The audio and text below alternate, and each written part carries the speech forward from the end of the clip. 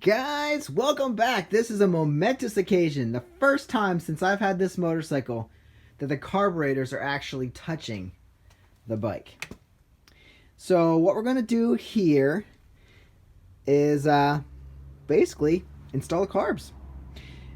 First thing to look at, I figured out where one of those screws go. That is going to be in this throttle mount plate here. And I'm going to have to fish the lines onto their proper spots. And also, as I told you in the previous video, this choke cable needs to go in here, slide it in there, and it'll rest right here in here, so that can do its thing. What else? Best to get these cables in before you mount them so that you can actually move this around, have a lot of free play. You can actually put them in correctly. And what else we got? It's easy to tell where these cables go. And also, if you're wondering which way they go in, I can pull them out here. You can easily tell on this Kawasaki Ninja that the outtake. The intake side from the airbox actually has larger diameter, and the engine side are actually smaller diameter. The only other thing I had to make sure to do is to stick these... Whoa! Let's not damage anything. Careful. I had to stick all these...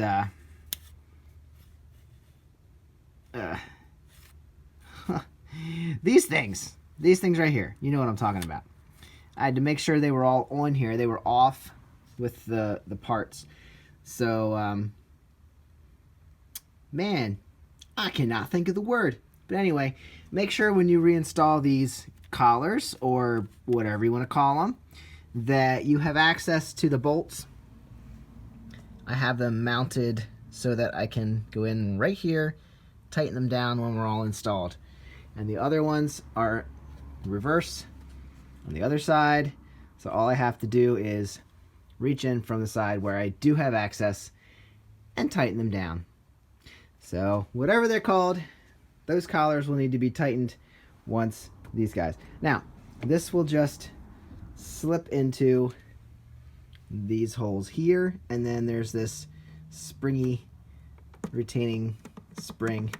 Springy retaining spring, that's what we're going with there. That will slide into this little channel right there. All right, so that's basically what we'll do.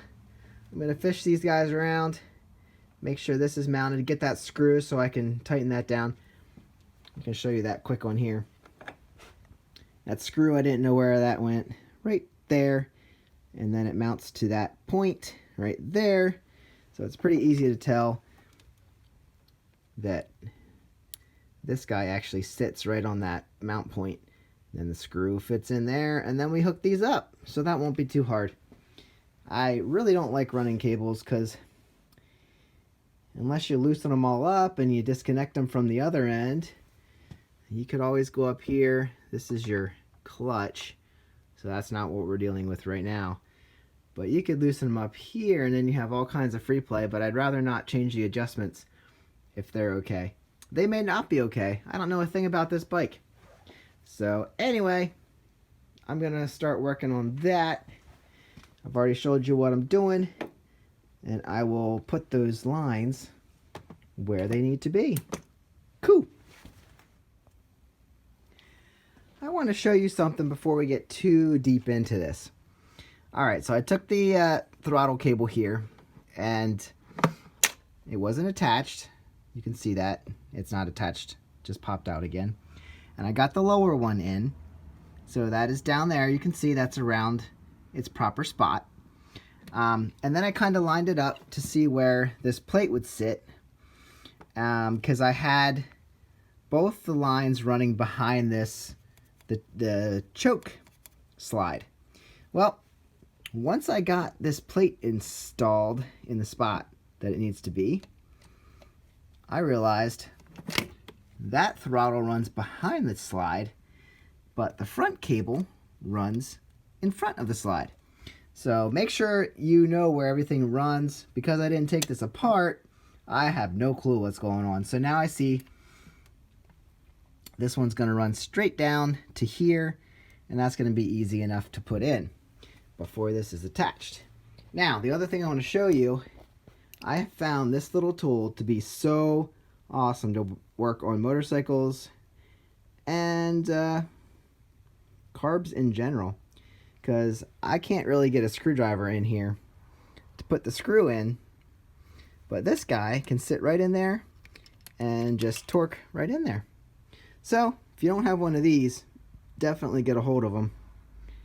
It uses bits, and you can obviously change those out, but it's a ratcheting little screwdriver that comes in handy for just about everything that I need. Alright guys, I'm going to try and get this line in, and wah!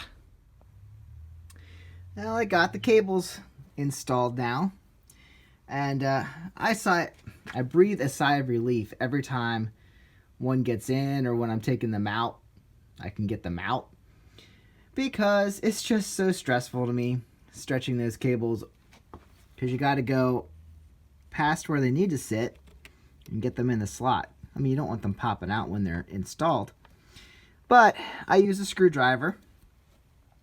And tell me if there's a better way, because it's hard to stretch them around. Now, this being uninstalled, I could maneuver this around a little bit, and you can depress your clutch to make more room. And it's not that hard, but I just don't have a fun time doing it. So anyway, that's where we're at on this. I'm going to install the screw to hold the bracket in, and then all we got to do is stuff it down there. I'm going to push this end in down into the boots on the engine side, and then I should be able to maneuver it straight down into the airbox. All right, my friends, check this out. Get this phone set up here. We could be in business here. All right, so if anybody ever tells you getting carbs in and out is fun, I won't believe them. If anybody ever tells you it's easy, I never have an easy time getting them in and out.